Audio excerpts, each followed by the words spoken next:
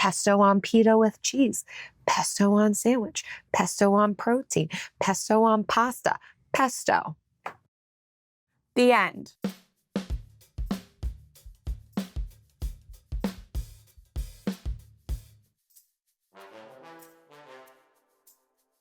Welcome to the Sunday Reset. I'm Jen. And I'm Jill. And today we're talking about checking our bennies, some summer meal ideas, and we're giving a little new perspective on how to save money.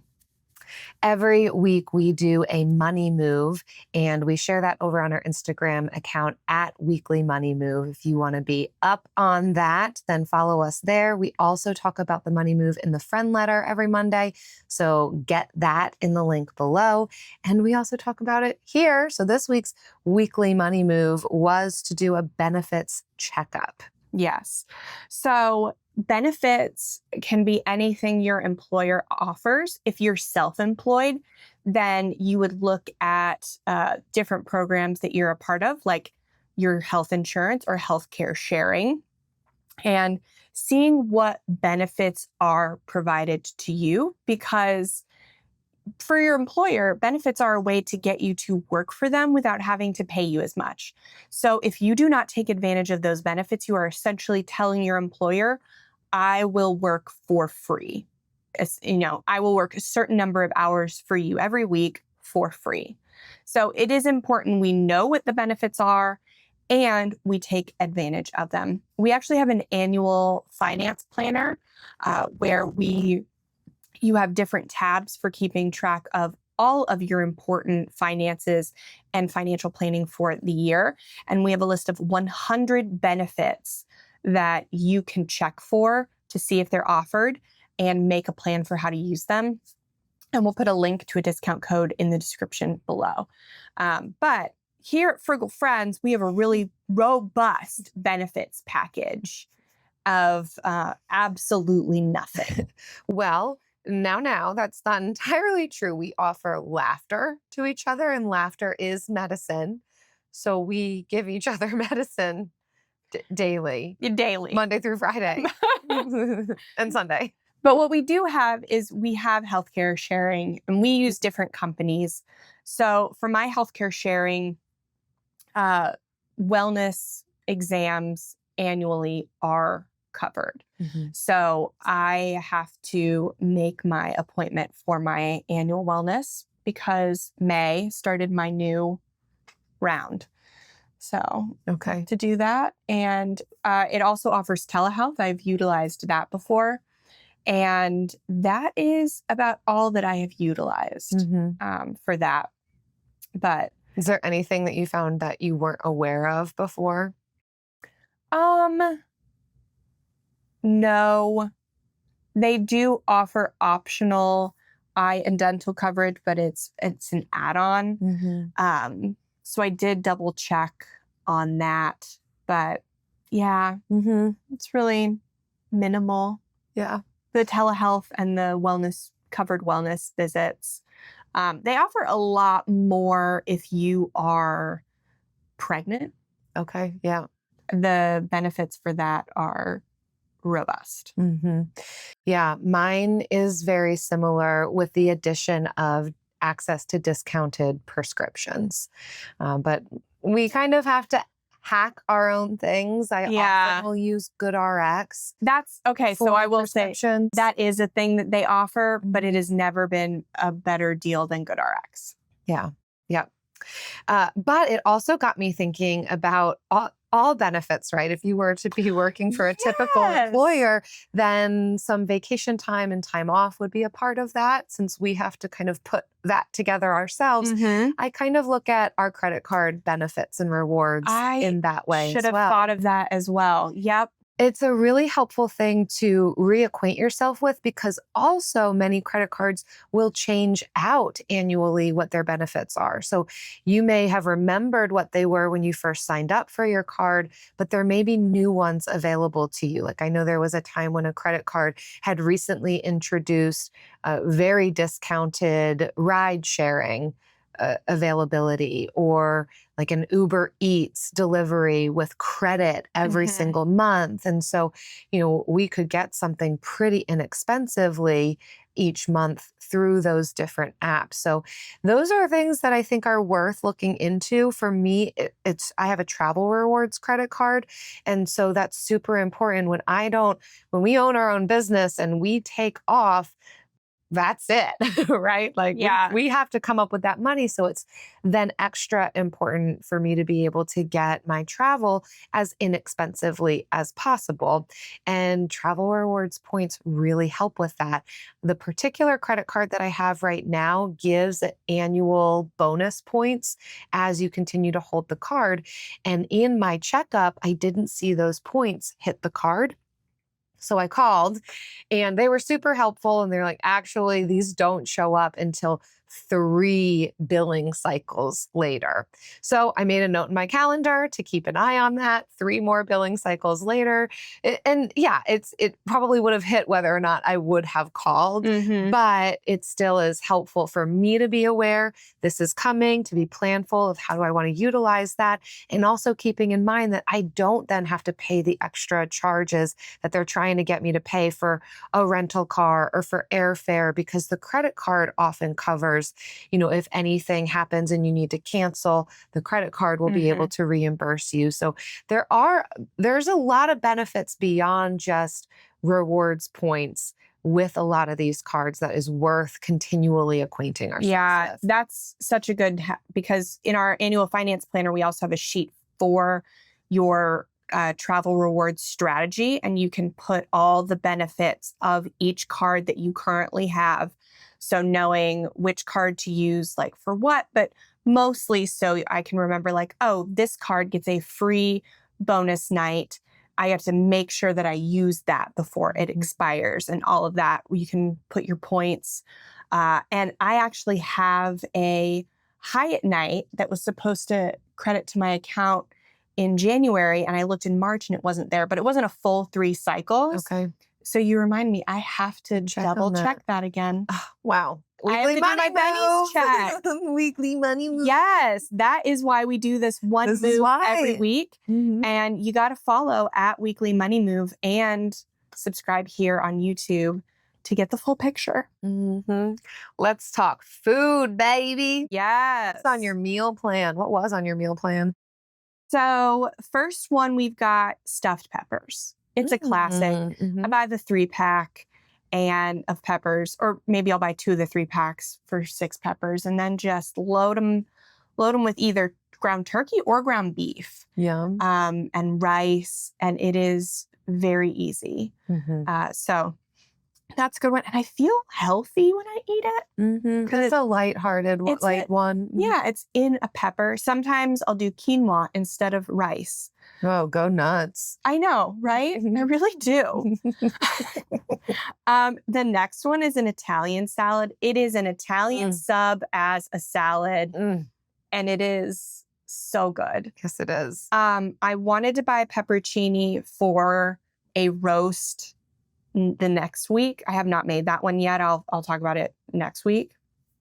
So I used the pepperoncini in this salad, and I love pepperoncinis. Pepperoncinis, however I say it. Pepperoncinis. And then I have this lemon curd mousse that I make every summer, and I couldn't find the recipe for it. I made it every summer for like 12 years.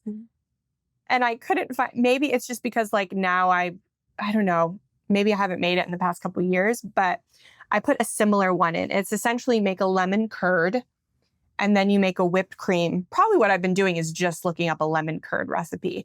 And then you will keep part of the lemon curd separate, part of the whipped cream separate, combine part of it, and then you just do layers. Oh, yum. I've never had this before. Been making it for years. We have never had it. Well, because Travis and I will go through it. Not leave anything for anybody else. Not sharing. No, we're not sharing. And so I put this link for a lemon curd vanilla cheesecake parfait, which is very similar. And I was like, I kind of want to try it with like a little cheesecake now. I love the little dessert additions we're sprinkling into these meal plans. You got to have some fun. Yeah, because a lot of emergency meals, I just happen to fall in. Like most of my cooking is just very plain, like, Yeah. emergency. But Like it's summertime now, and you got to have something light. Yes, this is definitely a sweet. summer recipe for us, the lemon. Okay. Speaking of summer recipes, for me, these rosemary garlic chicken burgers. My sister introduced me to these ones, and It's a Jada.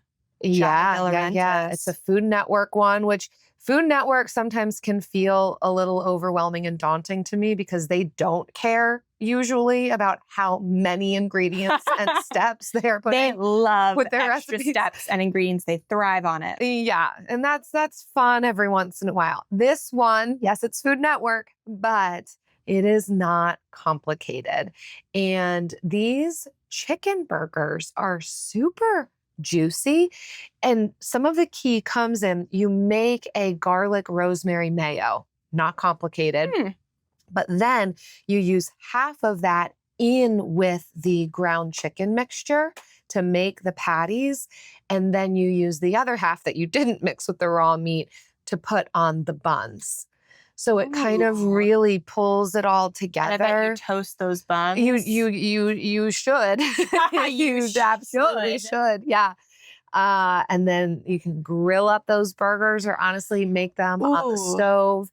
And I know you don't like arugula, but this one you can put like an arugula salad on it. You could do it without, like, you don't really need any other toppings. And that I love about this because who needs a ton of ingredients? They're so good. These chicken burgers are so good. I'm definitely going to add that because I have ground turkey in my freezer. So I feel like I'm going to do it with the turkey. Yeah, 'tis the season for grilling too. So, I love it. Okay. The next thing, because seasonal produce, what's in season is really important to be incorporating into our meal plan. So cherries are one of those things. And I love a good cold salad in the summer. And usually I just do a classic, whatever my go-to salad is. But every once in a while, I'm like, I want something fancier. I want something that feels new and interesting. And in comes the cherry couscous salad. So this is a really great cold salad. Again, utilizes the cherries, which are in season. But it's also not complicated. Yeah. And we're still, when we're recording this, still early in cherry season. So they're a little more tart right now. So I imagine that would be very good in a salad. And then pesto. This is my season for pesto. I mean, I love sauces. My favorite is chimichurri. I'll give that recipe to you all in the future. But today we're talking about pesto. You gotta subscribe for the chimichurri. She does love the chimichurri. It's so good. For some reason, I don't remember pesto until the summer. And maybe that's just because now basil is starting to be so abundant.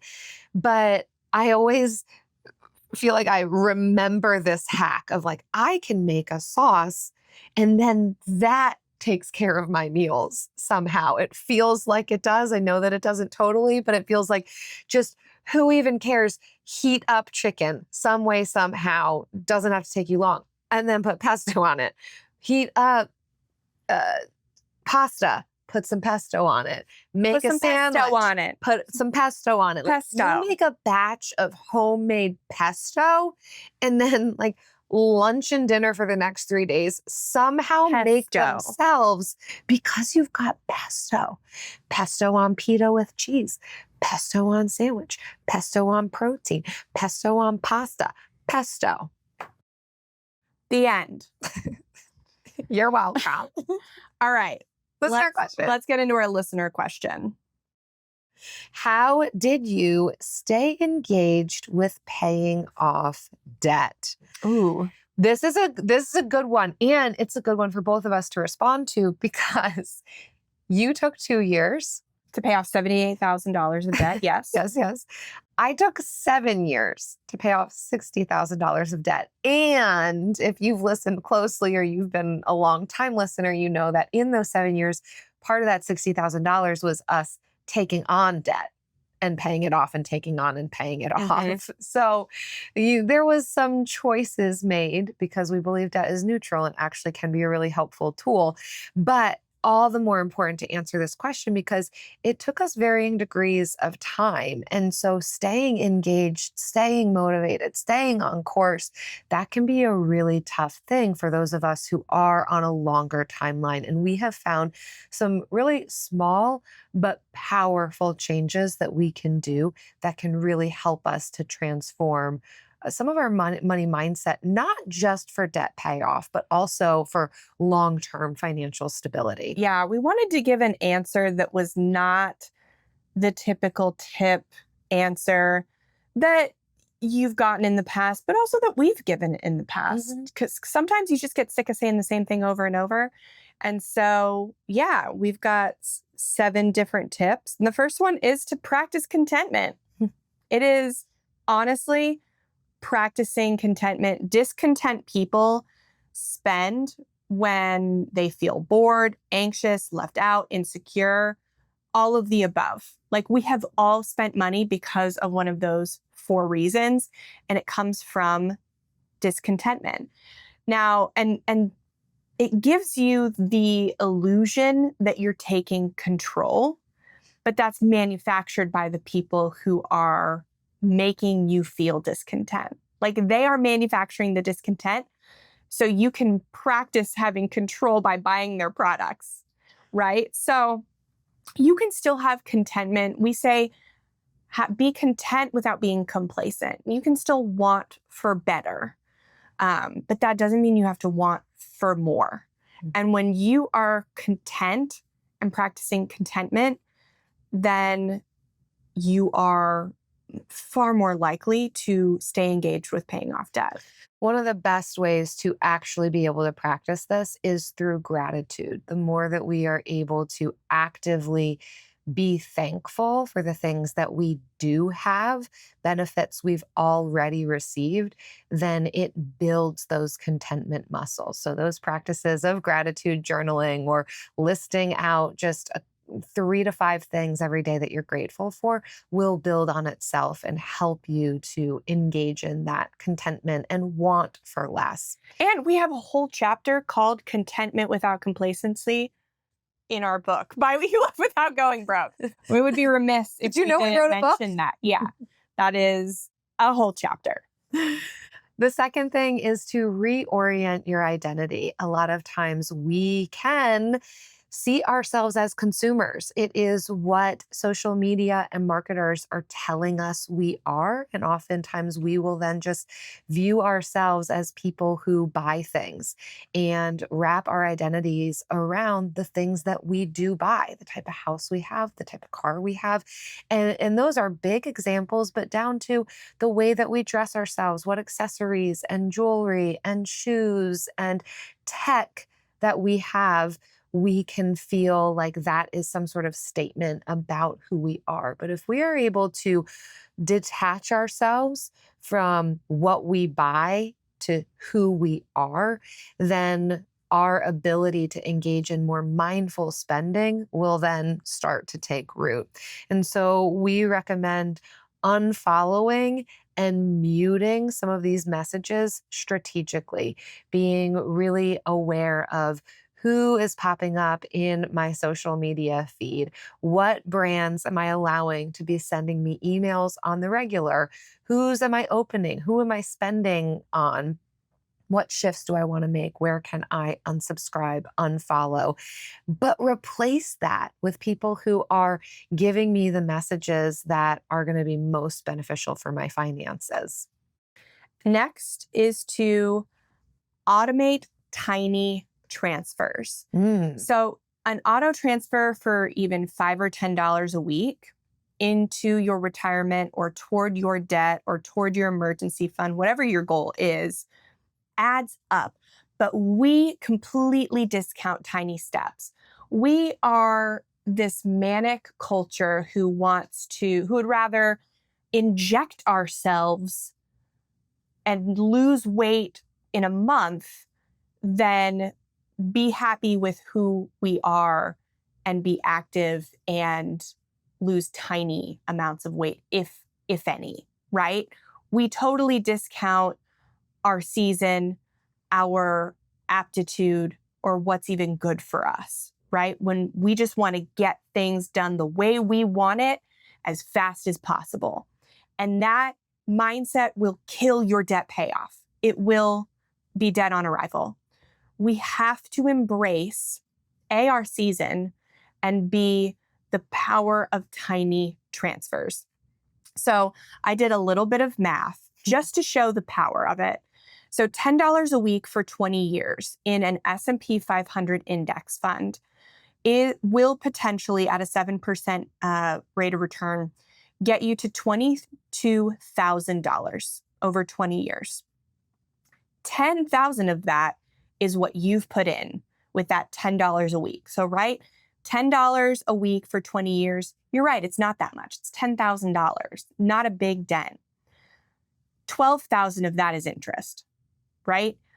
You get to this point where you're doing it over and over so that your money is now working for you in a way that you couldn't.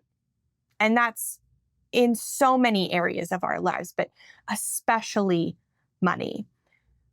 Embrace the power of doing what you can when you can. And do not quit just because you can't go all in or be as fast as you think you should be.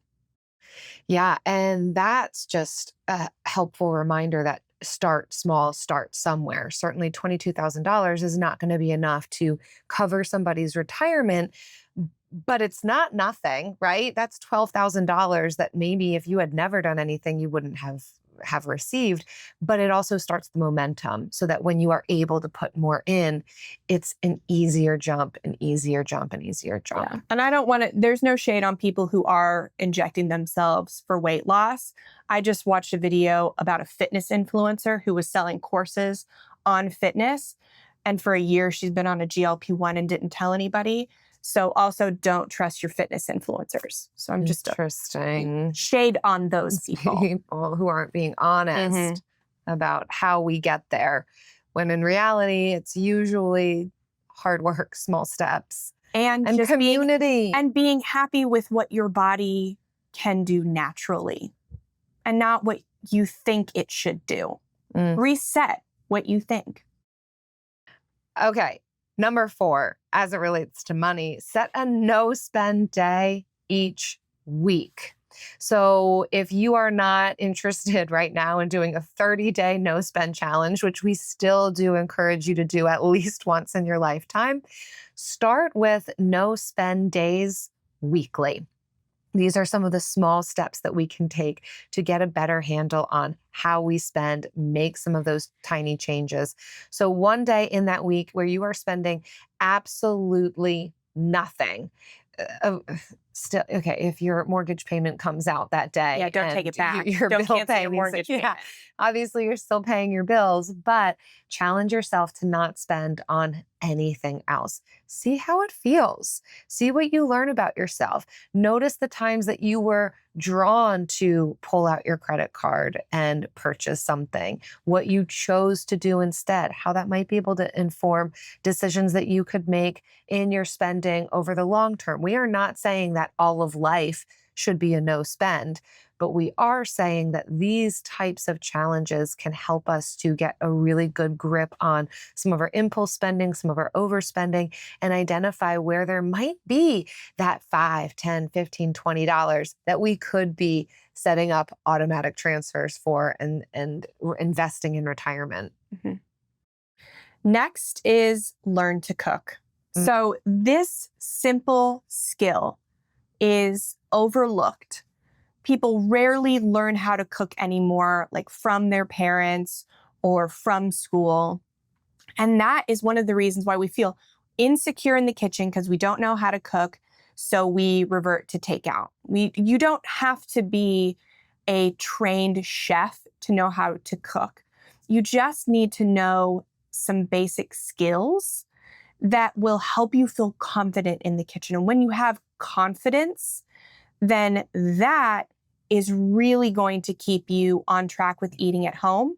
And the more you eat at home, the more engaged you stay in your debt payoff or reaching any of your financial goals. Because the more you win, winning snowballs. And we recently did an episode on some important cooking skills. So definitely check that out. We'll link that in the description. Number 6 is wait an extra year to buy a new car or a new to you car. If it is not absolutely falling apart and causing a risk to your safety, wait another year. Just give it one more year. This allows you to get even more value out of the car, for the car to offer even more to you, to put more money back into your pocket.